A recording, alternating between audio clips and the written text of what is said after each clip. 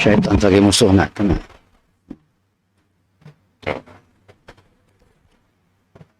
Okey.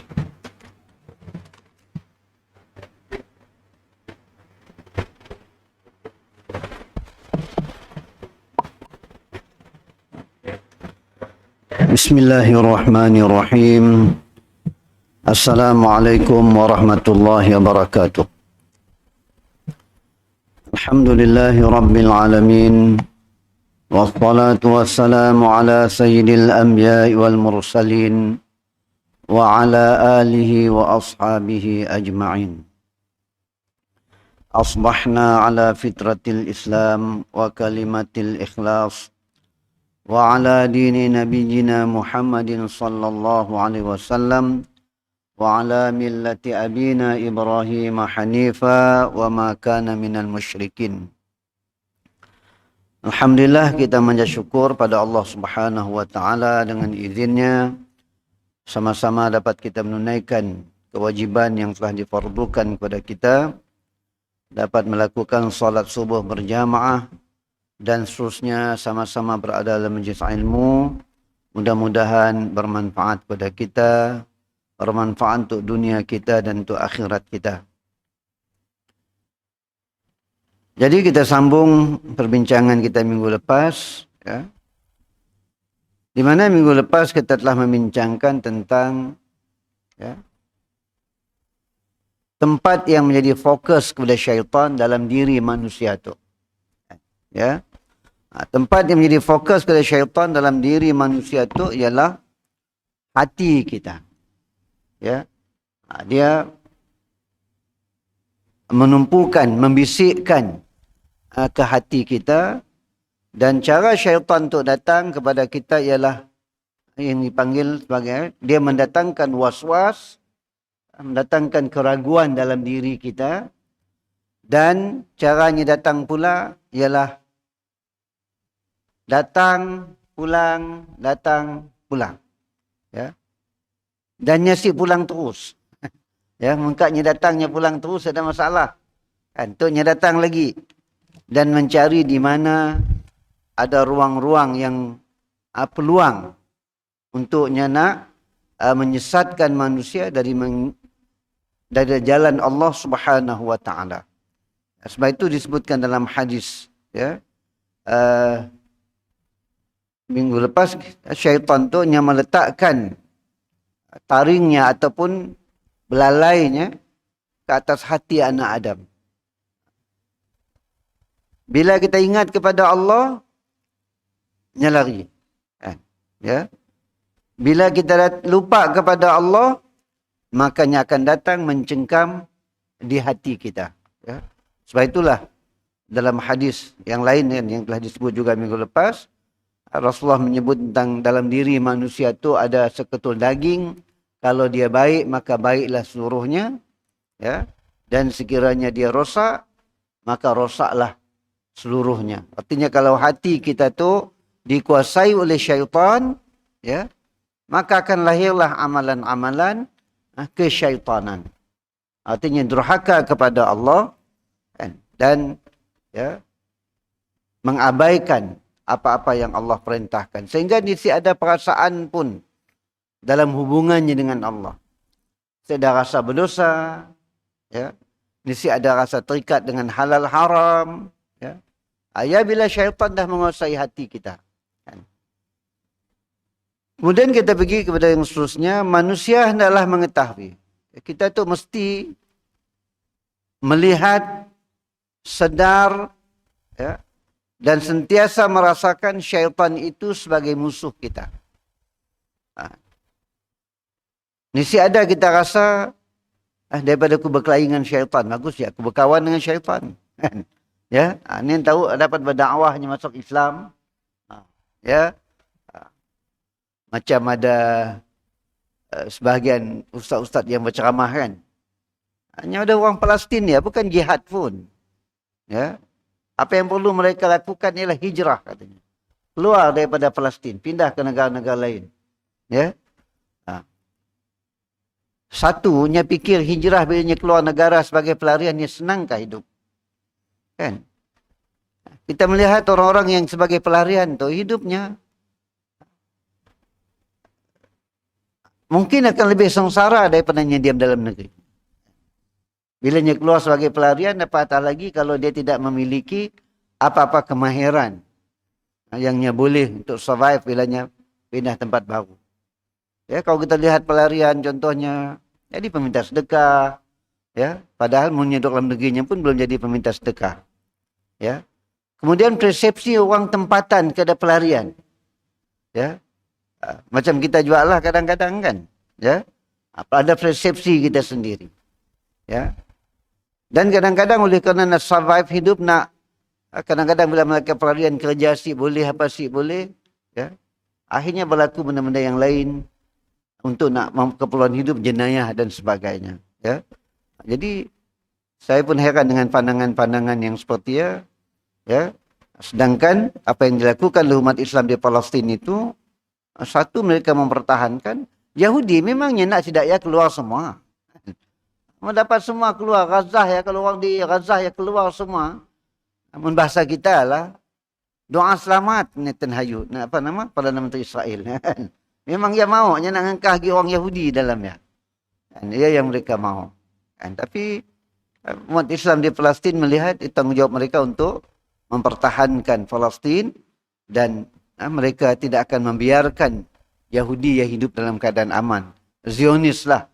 Kita juga kepala adil, semua aja Yahudi, yang kerana Yahudi itu pun ada aliran-alirannya pun lagi. Dan ada orang Yahudi yang memang asalnya penduduk asal di Palestin, yang duduk di Palestin dah berkurun-kurun. Mereka yang tu ada banyak masalah. Kan, sejarah menunjukkan mereka hubungan yang baik. Dan mereka pun mengakui bahawa dalam sejarah, mereka lebih aman duduk di bawah kekuasaan umat Islam. Ya.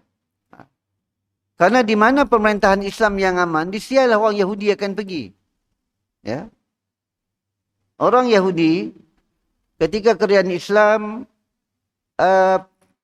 berkuasa di Eropah, di Spanyol, di Andalusia. Ya. Orang Yahudi pun ramai di situ. Sebab mereka aman di bawah pemerintahan Islam. Ya. Sehingga kalau kita pergi di Granada contohnya, ada satu tempat, satu perkampungan, ya, sehingga hari itu masih kekal lagi, ada tempat ya, adalah tempat yang disediakan untuk orang Yahudi. Bahkan mereka dalam kerajaan Islam sehingga menduduki jawatan menteri pun. Kerana kemahiran dan ada bidang-bidang yang mereka boleh. Kan, beri peluang. Bila Andalusia jatuh, naik pula kerajaan Osmania. Lari pula ke kerajaan Osmania. Kan? Lepas ia baru mereka mulai menyusup masuk ke negara-negara Eropah dan Amerika. Tapi mereka masuk ya, kerana mereka wajah dan nyatuk sik jauh beza dengan orang putih. Kan? Mereka jadi orang putih jugalah. Tidak menunjukkan keyahudian mereka. Kan? Tapi akhirnya sebab Yahudi itu sebenarnya di bawah kerajaan Kristian yang sebenarnya punya si aman juga. Sebab bila Islam Andalusia jatuh, dikuasai oleh Kristian, orang Yahudi pun kena bunuh juga. Jadi, sebahagian mereka penduduk asal pun, mereka juga tertindas di bawah Zionis. Jadi dalam konteks iblis tu, syaitan tu, ya, setiap orang-orang yang beriman mestilah melihat syaitan itu sebagai musuh.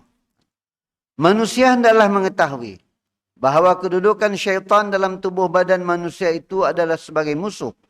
Allah Subhanahu wa taala berfirman, "Inna syaitana kana lil insani aduwwan mubina."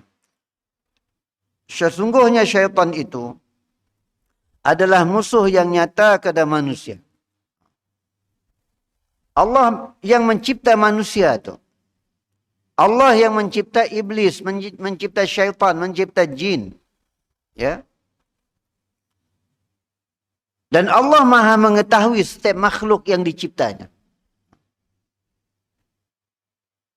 Dan setiap penciptaan Allah Subhanahu wa taala itu mengandungi hikmah. Ya. Mengandungi hikmah kepada manusia itu.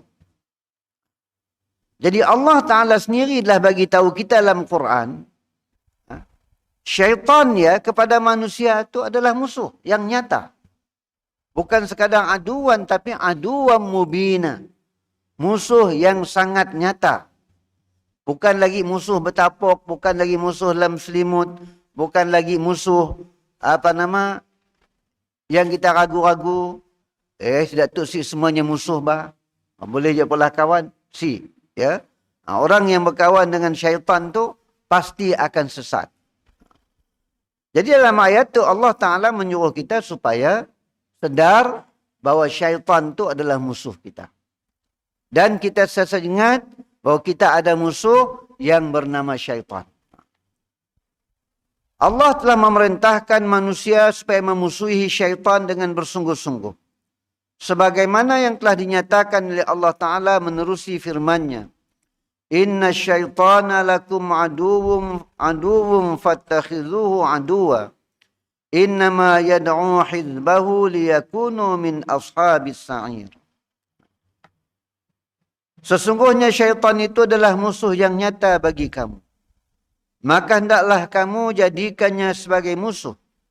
Karena sesungguhnya ia menyeru kawan-kawan yang menjadi ikutannya, menyuruh pengikut-pengikut yang menjadi pengikutnya, supaya mereka itu menjadi penghuni neraka as-sa'ir, yakni api yang menjulang-julang. Surah Al-Fatir ayat 6. Dalam ayat itu lagi jelas. Allah kata, satu, syaitan itu musuh kamu yang nyata. Syaitan itu adalah musuh kamu. Kemudian apa sikap terhadap syaitan? Fattakhidhuhu aduwa. Jadikanlah syaitan itu sebagai musuh. Ya. Jangan sama sekali jadikan syaitan itu sebagai kawan. Best friend. Kan? Boleh madah dengan orang iblis ya best friend kami. Kami dua sama main guli dulu kata. Tidak. Ya. Syaitan Allah kata fattakhidhuhu aduwa. Ya. Sedangkan kita sesama manusia tu Allah suruh kita berbaik-baik kan. Wa ta'awanu 'alal birri wat taqwa wa la ta'awanu 'alal ismi wal 'udwan. Kalau orang yang beriman tu. Ya. Kalau yang beriman Allah kata innamal mu'minuna ikhwah, orang yang beriman itu bersaudara. Kemudian Allah suruh kita lagi wa ta'awanu, bekerjasamalah kamu dalam hal-hal takwa dan wa ta'awanul birri dalam hal-hal kebajikan dan takwa, dan janganlah kamu tolong menolong dalam hal-hal dosa dan permusuhan. Ya. Tapi dengan syaitan, ya, fattakhidhuhu aduwa. Artinya dalam apa keadaan, dalam setiap masa, setiap keadaan, setiap tempat, syaitan itu adalah musuh kamu. Sekalipun dia mendatangi kamu dalam keadaan baik. Ya. Macam hadis seorang sahabat kan, ya. Yang mana jin yang mencuri Rasulullah SAW dijaga gudang kan. Tiap-tiap malam ditangkap ada yang mencuri kan, didapati ada yang mencuri. Diipak-ipaknya tangkapnya. Kan. Kemudian jin dia tadi mengajarnya ayatul kursi. Kan. Dan esoknya diceritakan kepada Nabi SAW. Rasulullah kata yang diajarnya betul, tapi yang mengajar yang pun si betul. Kan, ya. Artinya walaupun dia yang ngajar nak bagus si, ya. Albabia kita fattakhidhuhu adu. Jadi syaitan tu datang kepada kita, walaupun kadang-kadang dia mengajar yang baik, tetapi di hujung itu dia ada matlamat yang tidak baik. Ya. Sebab ialah kadang-kadang banyak orang yang orang yang terlalu percaya dengan mimpi. Kan? Menjadikan mimpi sebagai sebagian hujah untuk kehidupannya. Kadang-kadang dalam dia dapat ilmu dalam mimpi. Datang orang pakai serban, kan? Pakai jubah, muka putih berseri, mak tasbih, kan? Besar lagi dia tasbih cikgunya, mbak, kan? Besar buah nio, kan? Besar buah temedak, kan? Datang, kan? Kita pun ada dan mengajar kita sesuatu ilmu. Mengajar sesuatu ilmu. Ya.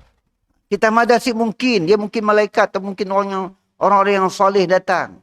Si syaitan, nya boleh menyerupa sahabat sesiapa sahaja, tetapi nya si dapat menyerupai wajah hakiki Nabi sallallahu alaihi wasallam. Ya ja. Muka kita tu semua syaitan boleh menyerupai. Nya boleh dalam mimpi datang muka wajah orang alim tu. Kan? Ya. Siapa orang alim yang kita kenal? Katalah datang dengan wajah Ustaz Abdul Samad, contohnya kan. Kita pun ada Ustaz Abdul Samad datang jumpa salah mimpi. Kan? Makin serban, makin jubah. Padahal kita mikir, Ustaz Abdul Samad tu jarang tanangan nyakit serban dan jubah kan. Berkopiah, bertopi, bersongkok. Kan? Dengan baju biasanya aja. Apa orang Indon ada baju koko kah kan. Okey. Ya. Kita pun percaya. Kan? Ya. Sebab itu kalau kita lihat sebahagian ajaran-ajaran sesat, kebanyakannya bermula dari mimpi. Sini dapat mimpi. Ada orang membesarkan busut. Busut jadi polahnya rumah, dingkah kain kuning. Sininya dapat ilhaman dari tadi dalam mimpi. Ada orang bulan datang, kau pergi ke busut tu kubur wali Allah, kan keramat. Akhirnya di polahnya pondok, mula pondok kecil, atap zinc aja. Pasal cari, ada orang kaya percaya, polahlah bangunan bagus sikit. Akhirnya ada kubah, ada apa kan. Orang pun datang fikir. Padahal syaitan dia datang untuk menyesatkan manusia. Jadi syaitan tu walaupun dia menyuruh kita melakukan kebaikan. Tapi di hujungnya itu ada kesesatan. Ya kena ingat. Jadi Allah mengatakan fattakhidhuhu aduwa, maka ambillah dia sebagai musuh. Artinya jadikan dia sebagai musuh. Innama yad'u hizbahu. Syaitan tu nak nyuruh orang-orang yang telah mengikutinya. Sininya nak ngembak. Kita kena ingat.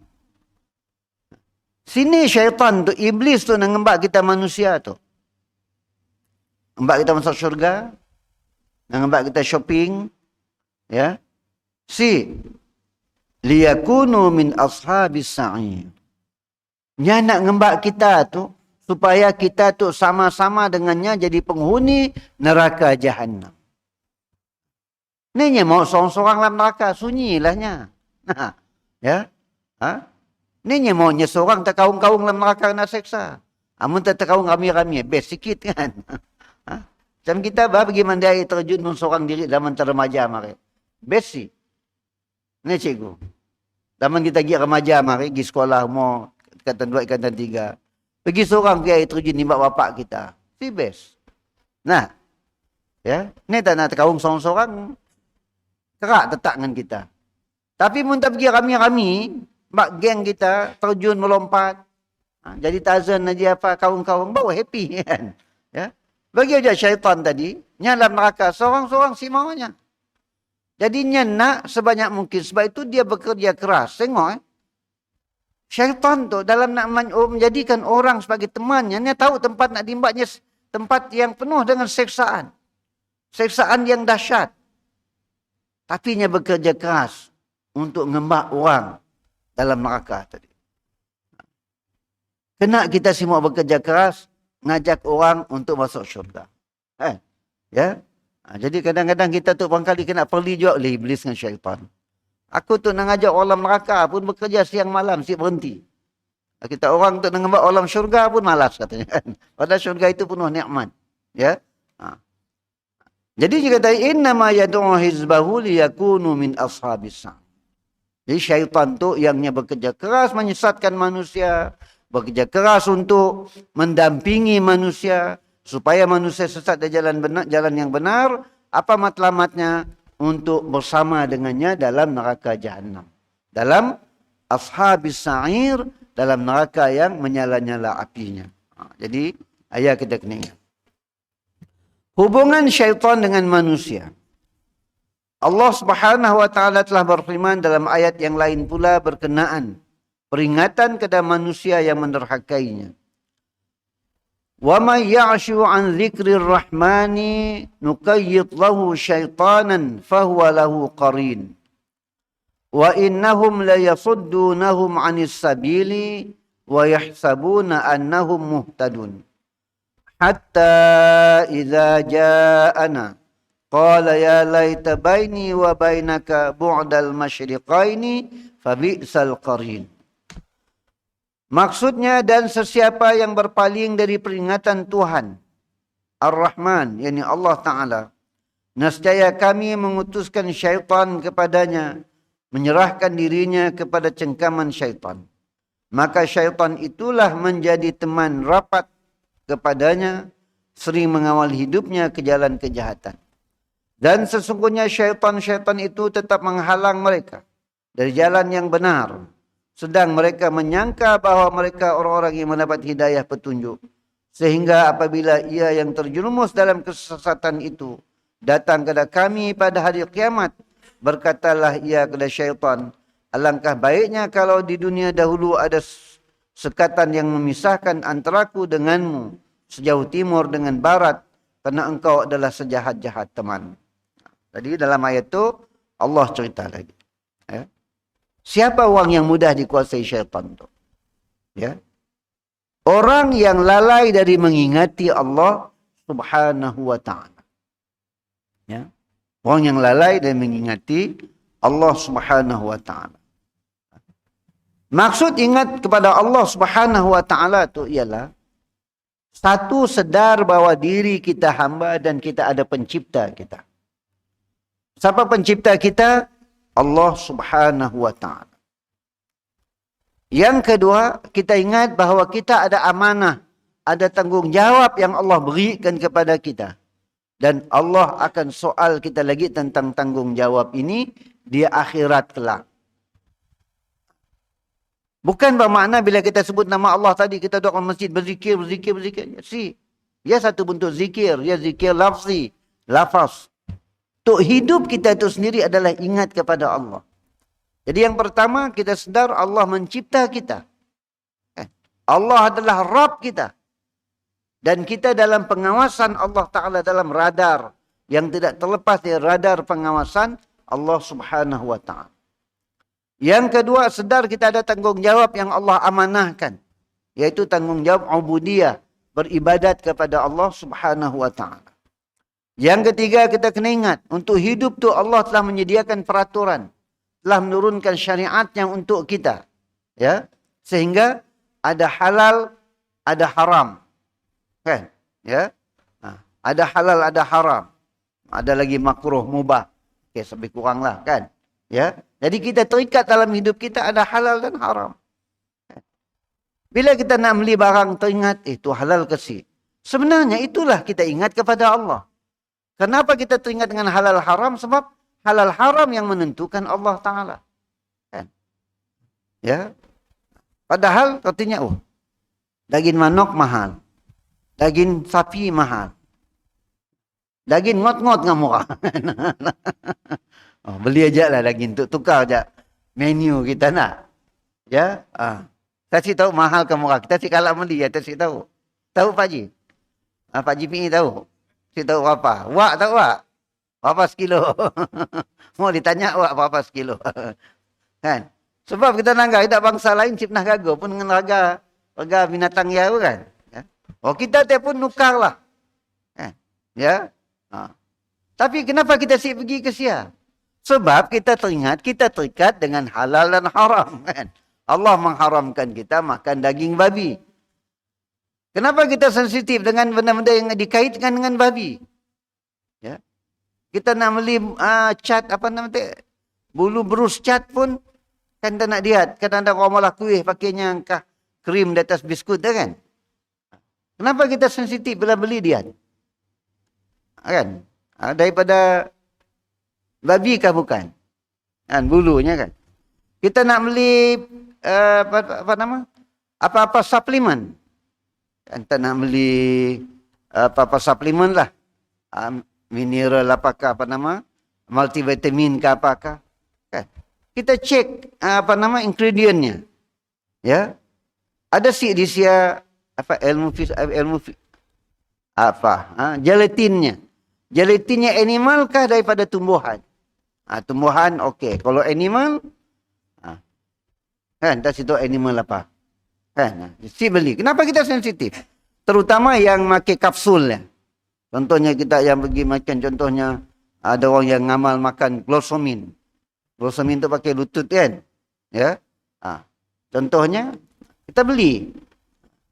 Sebab saya nanggar juga lah, ada orang cadang saya kena pergi. Saya pun pergi farmasi. Baca, mula orang farmasi pandangan saya, yang kapsul tu bagus. Kan?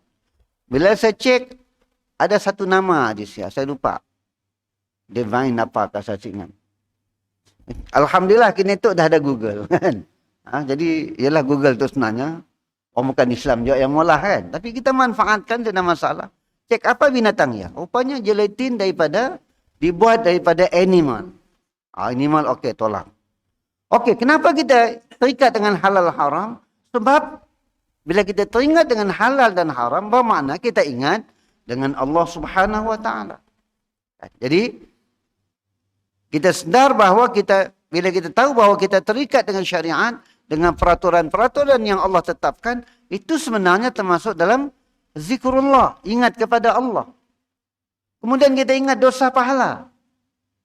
Contoh halal haram tadi. Kita tahunya haram, kita tahu benda tu si halal barangkali.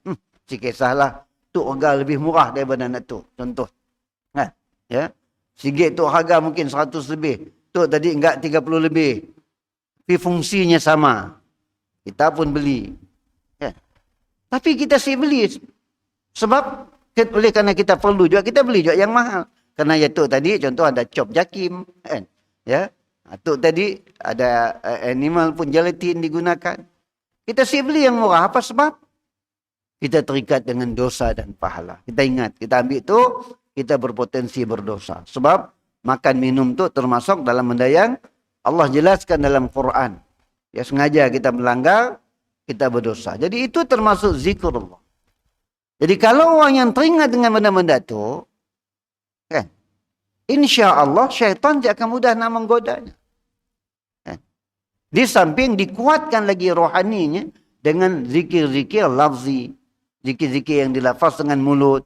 Subhanallah, Alhamdulillah, la ilaha illa anta subhanaka inni kuntu minaz zalimin. Kan? Ya?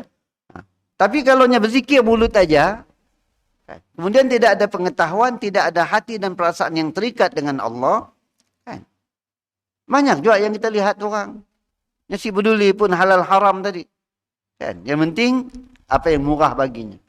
Ya, walaupun mulut kan berzikir. Ya maksudnya orang yang ingat kepada Allah tu bukan hanya ingat dalam konteks zikir lisan, tapi dalam seluruh perbuatannya tadi dia ingat kepada Allah, termasuk halal haram. Kan? Jadi syaitan si dapatlah, kan? Ya. Jadi Allah kata Allah akan utuskan syaitanan fahuwa lahu qarin. Kita selalu dengar orang ada qarin. Kalau kita orang yang ngubat-ngubat ruqyah, oh tu qarin kita tu yang menguasai kita tu katanya kan. Maksudnya ialah setiap kita tu ada syaitan yang menemani kita. Qarin tu artinya dia hampir dalam diri kita, nya kenal dengan kita, bahkan kadang-kadangnya boleh menyerupai kita. Kan yang orang berisi lalu orang cerita kadang-kadang kan orang yang nginang dah hantu-hantu tu. Saka kah apakah macam-macam lah. Wallahu a'lam. Kita pun kadang saya sendiri pun kadang si faham benda-benda tu kan. Tapi realitinya berlaku kan. Dalam kampung kita ada orang hanya mati orang boleh niatnya lagi kan. Ya. Orang tua tu mari kata orang ada nginang hantu raya. Si tahu kenanya nama hantu raya. Raya tu biasanya dikaitkan yang besar. Masjid raya. Masjid besar. Kalau kat Indonesia kan ada masjid raya kan. Balai raya. Dalam kampung ya balai ya paling besar. Balai tu tempat orang berkumpul. Kita marik pun kalau malah kenduri kenara. Kalau mana malah balai kan. Ya. Pakai orang makan. Jalan raya. Jalan besar. Ya. Barangkali hantu raya ya. Dalam semua hantunya paling besar. Ketua segala hantu kan. Ya. Ya, jadi qarin. Setiap kita tu ada qarin. Ya. Apa fungsi qarin tadi? Maka syaitan itu menjadi teman rapat kepadanya, sering mengawalnya. Dan sesungguhnya syaitan-syaitan itu tetap menghalang mereka jalan yang benar. Ingat syaitan tu. Termasuk syaitan yang ada pada diri kita tu. Sentiasa menghalangi kita dari jalan yang benar. Ya. Sebab ialah kita tu, supaya syaitan kita tu si kuat. Kan? Karena syaitan kita tu, nya makan apa yang kita makan. Ya. Nya minum apa yang kita minum. Ya. Jadi supaya syaitan kita si makan apa yang kita makan dengan bismillah. Bila disebut nama Allah, syaitannya si dapat makan dengan kita. Jadilah syaitan kita yang kurus. Kan? Namanya kurus. Minum pun si dapat sebab kita minum bismillah. Makanan yang kita makan, makanan halal, bukan makanan yang berzat untuknya. Minuman yang kita minum bukan minuman yang haram. Ya, kita minum minuman yang halal. Maka minuman yang kita minum tidak berzat untuknya. Jadi tapi orang yang minum langkau, cap apek, long house, golden, itu nak murah-murah lah. Nak mahal-mahal saya tidak tahu kan, nak nyebutnya kan. Ya, ada brandy ke apa lagi bukan. Beernya, champagne-nya bukan. Ya. Saya dulu fikir champagne tu nama arak. Rupanya pergi di Perancis, champagne tu nama tempat. Tempat pengeluar arak terbesar di Perancis ya. Kan? Kebetulan saya pergi di Siak. Bandar ya. Tapi saya dah lah pergi kilang arak. Kan? Ya. Tapi ada seorang kawan yang malah PhD tentang tumbuh-tumbuhan. Jadinya pergilah ke ladang anggur. Memang dicipta khas untuk arak dan arak. Jadi orang yang minum benda tadi, makanan yang berzat lah untuk iblis. Kan? Jadi kalau syaitan kita kurus, tentulah dia lemah dalam menguasai kita. Alhamdulillah kita mudah bangun sembahyang subuh. Sebab syaitan kita kurus. Kan? Kalau syaitan kita gemuk, timpaknya kita duduk. Yalah kita berat nak angkat ya. Angkat nak angkat. Dengar ada bang subuh. Bukan si dengar. Kan? Kata Bilal, hayya ala salah. Kan? As-salatu khairum minan naum. Apa jawabnya dengan Bilal? Bukan tu semua angkat, mata tu ngantuk gila tu. Kan? Sebab syaitan gemuk. Kan? Mun syaitan kita kurus, senang nak angkat. Pukul 4:30 dah bangun dah. Kan? Ya? Syaitan kita kurus. Sebab biarlah kita disuruh dalam seluruh gerakan kita, ingat kepada Allah. Makan bismillah. Makanan yang halal. Minum bismillah. Minuman yang halal. Maka syaitan menjadi kurus. Kan? Ya? Jadi katanya, sehingga apabila ia terjerumus dalam kesesatan, datang kepada kami pada hari kiamat berkata kepada syaitan, alangkah baiknya jika dunia dulu ada sekatan yang memisahkan antaraku dengan kamu, sejauh timur dengan barat, kerana engkau adalah sejahat-jahat teman. Di akhirat lah, syaitan kita tu nampak. Kan? Ya? Kau dunia dulu, geng aku katanya. Kan? Jom kembak kau pergi sikit tempat. Dengan tempat pergi tadi, dalam neraka jahanam. Kan? Bila dia sampai di siap marahnya dengan syaitan, Allah cerita tu. Dunia tu si pernah lo kita berkelahi dengan syaitan. Berkelahi dengan hantu adalah 8 kali. Ya nak? Ini tahu kita mari kerja dengan survey lamutan apa indah nak. Selalu je dengan cerita orang tua-tua mari. Saya ada seorang orang tua dulu dah lama lagi kecil-kecil. Kerja dengan survey lamutan kan. Cerita berkelahi dengan hantu lah, dengan apalah kan. Wallahualam. Apa pula lah saya bolehnya kan. Sebabnya cerita kita kecil-kecil. Hanya cerita jumpa macam-macam. Si mustahil dalam hutan kan tempat diamnya kan. Si mustahil yang menjelma dalam pelbagai bentuk kan. Ya. Jadi bilanya marah dengan syaitan, alangkah baiknya di dunia dulu antara aku dengan kau tu ada sekatan. Kau si dapat mendampingi aku katanya. Ada sekatan yang menghalang kau mendampingi aku sejauh timur dan barat. Sebab katanya, engkau ni adalah sejahat-jahat teman. Kau untuk pada hal sejahat-jahat teman. Neraka tombak aku pergi. Tetapi waktunya dah siapa tempat lagi. Syaitan pada, apa bahasa putihnya?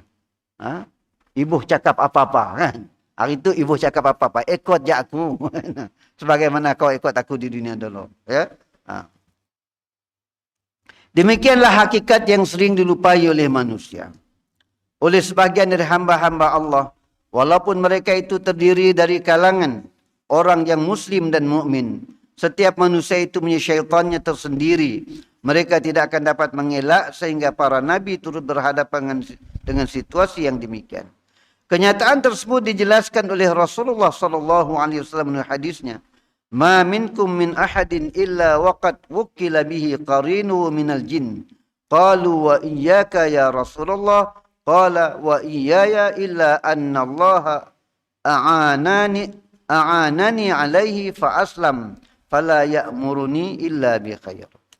Maksudnya, wahai sahabatku, tidak terdapat seorang pun selaku anak Adam melainkan dikirim kepadanya teman dari syaitan, dari jenis jin. Maka sahabat Rasulullah SAW berkata, dan engkau sendiri pun akan dikirim juga wahai Rasulullah. Jawab Rasulullah SAW, ya aku pun dikirim juga, tetapi sesungguhnya Allah menolong aku ke atasnya, maka selamatlah aku dari teman jin itu. Dengan memeluk Islam, maka ia tidak memerintah kepadaku melainkan perkara yang kebaikan. Artinya Rasulullah kata kita tu semua ada jin yang menemani kita yang dipanggil qarin. Kan? Sahabat nanya, adakah engkau juga ya Rasulullah? Ada. Rasulullah kata, aku pun ada juga, si terlepas. Sebab aku manusia juga. Tetapi syaitan aku dah masuk Islam. Syaitan kita si tahu. Mau cek ada sikat mu'alafnya kan. Kan masuk Islam. Ya? Tapi syaitan Nabi masuk Islam sehingga Nabi kata, dia tidak menyuruh aku melainkan kebaikan. Okey, kita baca hadis yang seterusnya. Baca terjemahannya. Itu daripada satu riwayat yang lain. Sesungguhnya Aisyah radhiyallahu anha, isteri Rasulullah sallallahu alaihi wasallam, menceritakan kepada anak saudaranya Urwah, pada satu malam Rasulullah SAW keluar dari sisinya. Siti Aisyah, isteri Rasulullah SAW, menceritakan kepada anak saudaranya yang bernama Urwah. Pada satu malam Rasulullah SAW keluar dari sisinya. Aisyah berkata, aku cemburu terhadapnya.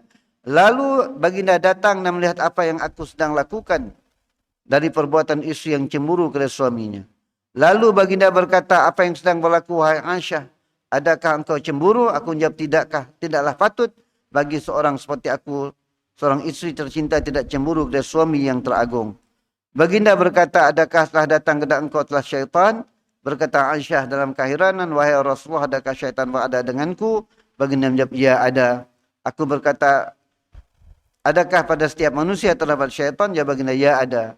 Adakah Rasulullah sendiri punya syaitan? Jawab baginda, ya, aku sendiri ada. Tapi syaitan telah menolong ke atasku dan aku selamat dari tipu dayanya. Jadi Siti Aisyah radhiyallahu anha manusia. Satu malam, giliran Nabi tidur rumahnya. Tapi tengah malam Nabi keluar. Ya. Riwayat yang lain mengatakan Rasulullah pergi ke Baqi' al-Gharqad. Nabi mendoakan, ya, penghuni kubur Baqi'. Waktu malam Nabi pergi mendoakan. Jibril kata, wahai Muhammad, doakan untuk mereka. Kemudian Siti Aisyah keluarnya ikut dari belakang. Keluar dari belakang, kemudian balik ke rumah, aksen tidur. Tapi nama orang kat berikut. Ni dapat tapok. Bunyi tercungap-cungap, ya dah. Akhirnya Rasulullah nanya. Jadi Rasulullah kata, kamu tu dikuasai oleh syaitan. Siti Aisyah kata, adakah semua orang ada syaitan? Ada. Adakah pada engkau juga? Ada. Tapi kata Rasulullah, syaitan aku telah diislamkan. Jadi hadis ini menunjukkan setiap kita tu ada syaitan. Allah Ta'ala memperingatkan manusia dengan firman-Nya, kutiba alaihi annahu man tawallahu fa annahu yudhilluhu wa yahdihi ila azabis sa'ir. Maksudnya, ketahuilah bahawa hukuman yang telah tetapkan kepada setiap syaitan itu, bahawa sesiapa yang berkawan atau berketuakan syaitan, maka sesungguhnya ia akan menyesat dan memimpinkan kepada azab Allah. Artinya, Allah kata, Allah telah tentukan, telah termaktub bahawa syaitan itu musuh kamu, ya, yang akan menyesatkan kamu. Siapa yang mengikuti syaitan, pasti dia akan menyesatkan kamu dan dia akan membawa kamu ke neraka sa'ir. Dalam ayat yang lain, wa kadzalika ja'alna likulli nabiyyin aduwan syayatinal insi wal jin yuhi ba'dhum ila ba'din zukhrufal qawli ghurura. Maksudnya, dan demikianlah kami jadikan bagi tiap-tiap nabi itu musuh dari syaitan, manusia dan jin. Sebahagian dari mereka membisik-bisikkan kepada sebahagian yang lain dengan kata-kata dusta dan tipu daya yang menarik lagi menawan hati. Dari beberapa ayat Al-Quran dan hadis Nabi SAW dapat disimpulkan sebagai berikut. Satu, setiap anak Adam ditentukan padanya syaitan al-waswas dan al-khannas dari jenis jin dan manusia yang menjalankan tugas dengan cara mewaswas, memfitnah dan memalingkan manusia jalan Allah. Demikianlah sunnatullah dari aspek kejadian manusia. Yang kedua, Allah menentukan syaitan kepada setiap manusia, terutamanya orang-orang yang menolak Al-Quran. Syaitan tersebut bukanlah untuk dijadikan kawan dan ketua, tetapi hendaklah dijadikan musuh yang membahayakan hidup di dunia. Ketiga, pelaksanaan kerja iblis dan syaitan amat tersusun di bawah kepimpinan iblis. Ia mentadbir segala bentuk perancangan jahat di atas air, manakala tempat syaitan mengurus rancangan permusuhannya terhadap manusia ada melalui dalam dada manusia, yakni hati. Jalan lariannya adalah segala aliran darah yang mengalir dalam tubuh manusia. Begitu strategik kedudukan syaitan dalam memusuhi anak cucu Adam. Yang keempat, Allah menyuruh hambanya supaya sering meminta berlindung dengannya selaku pencipta syaitan dan penguasa ke atasnya dari sebarang bentuk tipu daya syaitan. Karena yang lain daripada Allah sama ada manusia yang mempunyai kedudukan derajat yang tinggi seperti rasul-rasul, nabi-nabi dan malaikat, mereka tidak mampu untuk menghalang tipu daya syaitan daripada manusia. Jadi kita disuruh minta perlindungan dengan Allah. Hatta nabi-nabi dan rasul-rasul pun tidak dapat melindungi kita daripada tipu daya syaitan itu. Ajaklah untuk pagi itu, mudah-mudahan bermanfaat kepada kita. Wassallallahu ala Muhammad wa ala alihi wa sahbihi ajma'in. Assalamualaikum warahmatullahi wabarakatuh.